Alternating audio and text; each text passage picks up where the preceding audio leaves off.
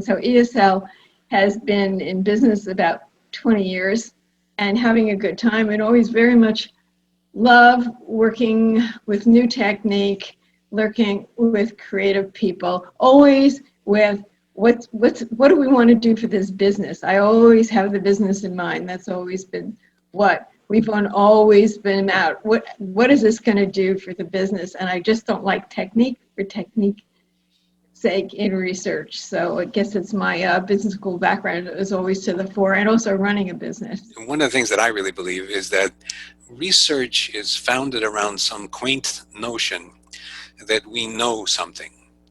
And then we turn that into this highfalutin thing called a hypothesis, which is the blind leading the halt, basically making a declaration. And then we spend a lot of the client's money trying to prove how smart we are. And I'm kind of I live in a different world. I consider myself frequently to be not the smartest guy in the room, but the dumbest guy in the room. That's my professional position. I am the dumbest guy in the room because I really don't understand things until I really understand them. And the only way I can appreciate that. Mine too. Yeah, the only way I can understand them is if I question them. And if I question them and I examine them, then maybe they actually begin to make sense. There's this old statement, the unexamined, I guess Socrates, the unexamined life is not worth living. Well, in my mind, the unexamined insight is not worth having. So the first thing that I'm really excited by is, it parallels what you're saying, discovering what nobody else has gotten.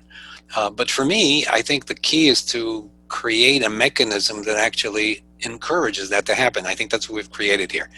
Jointly, I think we've created this whole notion of, research that basically is designed to find what you weren't looking for. Because that's really, I think, creativity and genius. When you're talking about the creatives are people who make connections that are unapparent until they're so obvious you can't get around them.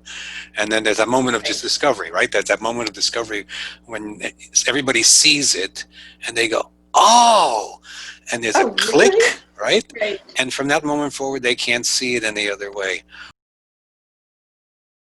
Interestingly enough, that the one thing that is this post-pandemic organizational transformation is going to take is it will create the opportunity. It won't make it happen, but it'll create the opportunity to tap into what you and I know as collective native intelligence, which is not, and that's why I think our methodology is so important, because collective native intelligence is all the other stuff that is not normally tapped into when you do surveys, because you don't pay attention to it because there's no place for it.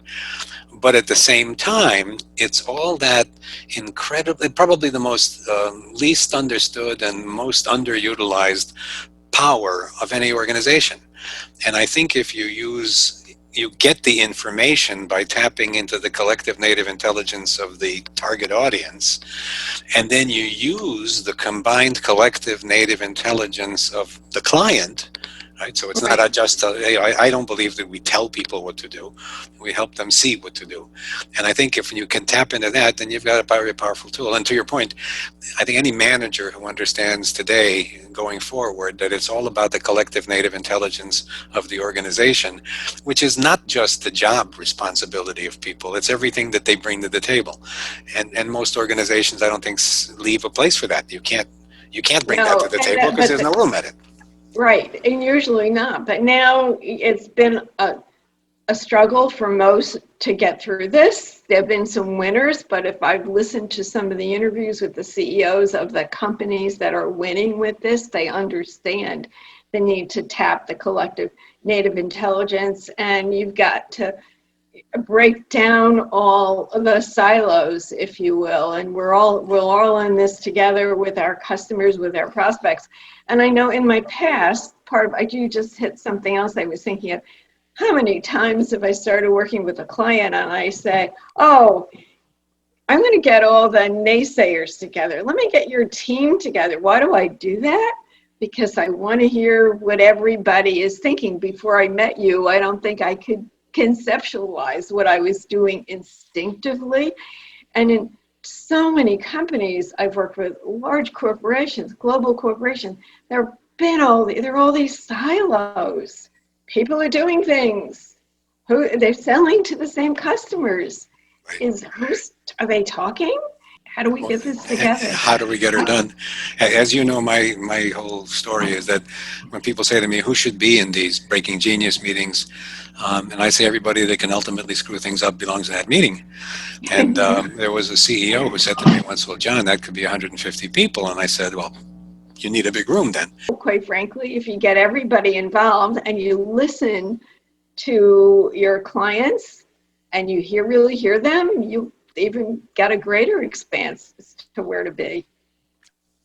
So again, let me recap. I think because every so often we have to stop and think. So I think what we're really bringing to people is, number one, a broader, deeper, more holistic way of understanding their audience, the people that they want to do.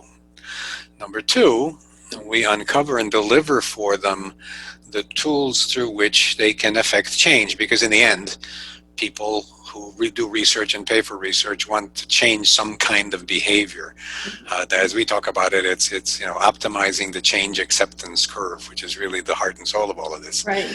And then in order to have that happen, giving them the intelligence, holistic, complete intelligence on the audience, the tools with which to communicate that, and then the most important part is the tools that tap into the collective native intelligence of the organization. In the end, it really works, because you hear it all the time that say your employees are your best customers and they're your emissaries. But how often do companies really get everybody involved? Quite frankly. Let me see, 35, 40 years in the business, not often. Not often, right? Never. Not often. Never, no. Yeah. And So, Breaking Genius really, it does that. And then you come out with something really special and really different. When you just said that, I am of a mind that says, okay, so one of the most important things to understand about working with us, because I think it's important that clients have expectations. And I used to say this to clients. I said, if all you want to do is the same thing you've always done, only better, then don't bother calling us. But if you really have the courage to change, if you really have the commitment to do something differently because you see that as a competitive advantage, because you see that as something that really will make your business fit into, because that's our model. If you really want to create a category of one, then you need to change everything about that model. I think on our website it says, when everything changes, so should the way we understand it. And I think that's probably the one thing to which we are completely dedicated, right?